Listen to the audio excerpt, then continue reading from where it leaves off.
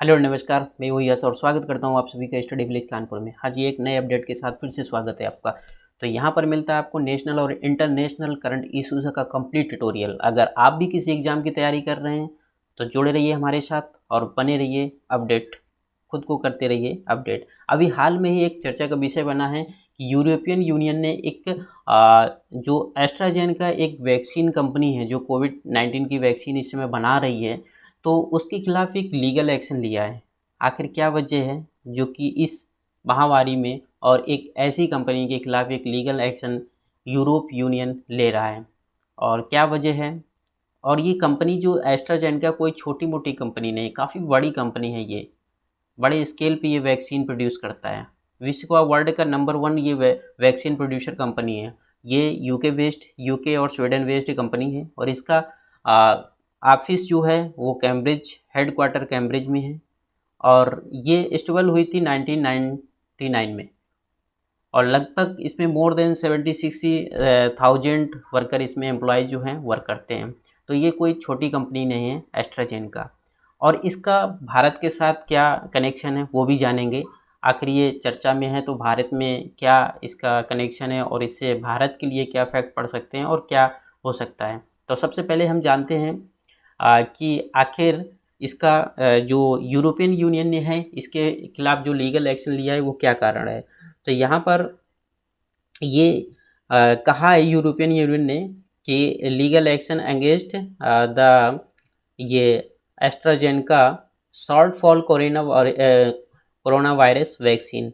मतलब यहाँ पर ये हुआ कि जो ये कोरोना वायरस की जो वैक्सीन बना रही थी एस्ट्राजेनेका, तो इन्होंने क्या किया कि जो इनके साथ डील हुई थी परचेजिंग की, एग्रीमेंट हुआ था, तो इस एग्रीमेंट में ये हुआ कि यूरोपियन यूनियन का कहना है कि ये टाइमली जितनी डोज देने चाहिए थे, जो डोज का एग्रीमेंट हुआ था वो टाइमली इन्होंने प्रोवाइड नहीं कराया, जो कि ये एस्ट्राजेनेका जो ये है breaches of the advance purchasing agreement. तो इन्होंने क्या किया, जो एडवांस परचेजिंग एग्रीमेंट हुआ था उसको ब्रीचेस किया है, उसको भंग किया है। इसके खिलाफ उन्होंने एक लीगल एक्शन लिया है। तो यहीं पर एस्ट्राजेनेका का भी कहना है क्या कि जो भी है तो without merit and the plug the defend itself strongly in the court. तो एस्ट्राजेनेका भी रिस्पॉन्ड किया है कि जो भी होगा मैं इस पे स्ट्रांगली इन कोर्ट में इसको रिस्पॉन्ड करूँगा। अब यहाँ पर समझ लेते हैं कि क्या इनके साथ डील हुई थी, जो परचेजिंग एग्रीमेंट हुआ था वो क्या था, कितने डोज का हुआ था और क्या वजह है, और ये भी जानेंगे कि इंडिया के साथ इसका क्या कनेक्शन है।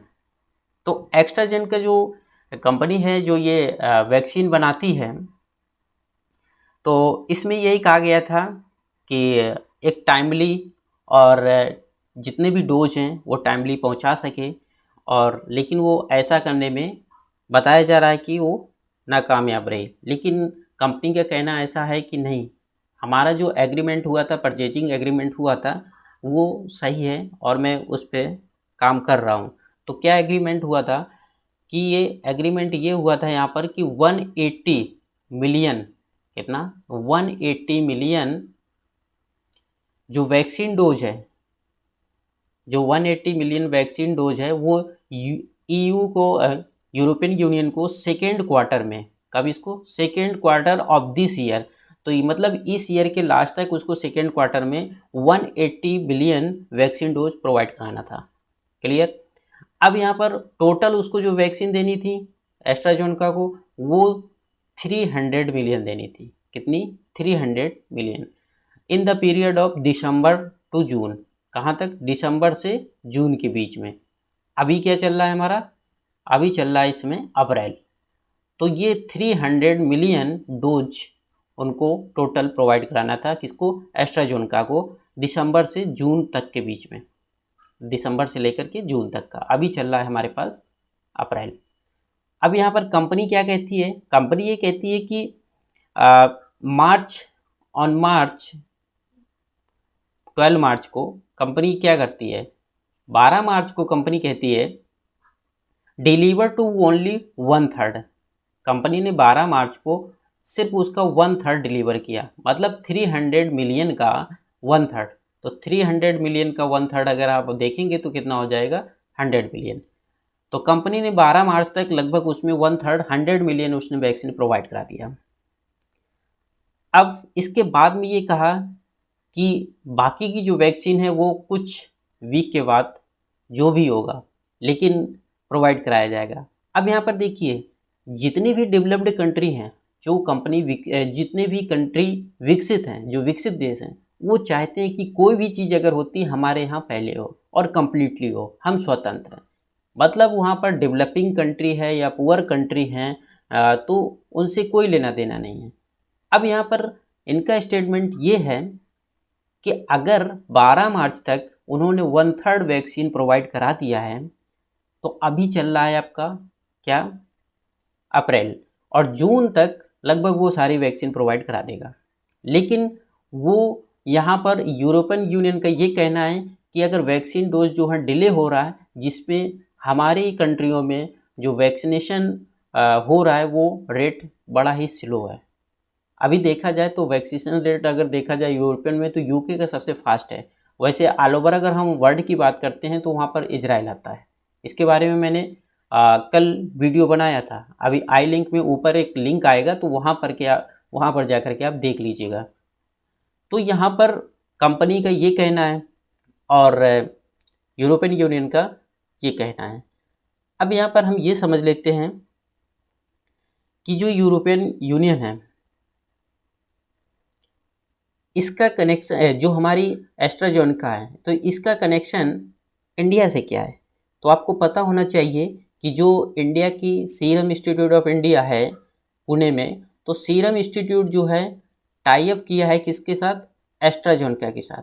और एस्ट्राजेनेका जो कंपनी है और जो दोनों मिलकर के जो कोविशील्ड वैक्सीन बनी हुई है, कौन सी वैक्सीन, कोविशील्ड, एक भारत बायोटेक की वैक्सीन है हमारे इंडिया में, और एक हमारी क्या है, कोविशील्ड है। तो जो कोविशील्ड जो वैक्सीन है वो एस्ट्राजेनेका और सीरम इंस्टीट्यूट दोनों मिलकर के उस वैक्सीन को बनाया है।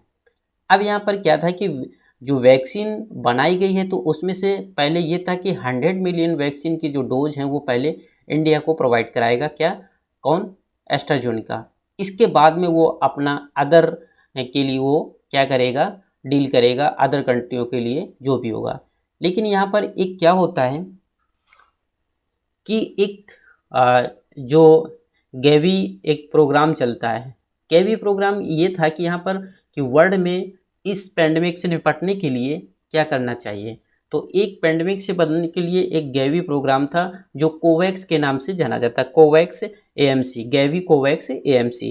तो इस प्रोग्राम में हुआ ये कि इस प्रोग्राम में सारे जितने भी लीडर थे, गैवी कोवैक्स एएमसी जो ये प्रोग्राम है, इसके थ्रू क्या हुआ कि भाई जो डेवलप्ड कंट्री हैं और जो आधी जो विकासशील हैं, तो उनके लिए तो ये है कि अपना वो वैक्सीन का इंतज़ाम कर लेंगे। डेवलप्ड कंट्री भी जो विकसित हैं और जो विकासशील हैं कर लेंगे। लेकिन जो विकासशील से भी नीचे जो पुअर कंट्रीज़ हैं, तो उनका वैक्सीनेशन कैसे होगा, उनको वैक्सीन प्रोवाइड कराने की रिस्पॉन्सिबिलिटी किन की होगी।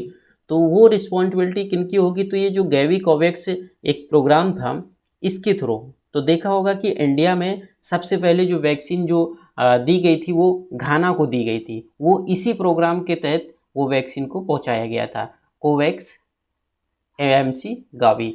तो गावी कोवैक्स एएमसी इस प्रोग्राम के तहत घाना को सबसे पहले वैक्सीन प्रोवाइड की गई थी। तो अभी इंडिया ने बहुत सारी कंट्रियों में वैक्सीन दिया है, तो वो इसी प्रोग्राम के तहत ही वैक्सीन प्रोवाइड कराई गई है। कौन सा, अब इस प्रोग्राम में ये था कि इस प्रोग्राम में शामिल थी तो जो कंपनियां थी वैक्सीन के लिए, तो उसमें से 5 कंपनी जैसी थी जो इसमें शामिल थी। और वो कंपनियां सबसे पहले एक रिजर्व करके कह सकते हैं पुअर कंट्री के लिए पहले डोज उन्होंने तैयार किया था ताकि इनको हम जल्दी से पहुंचाया जा सके।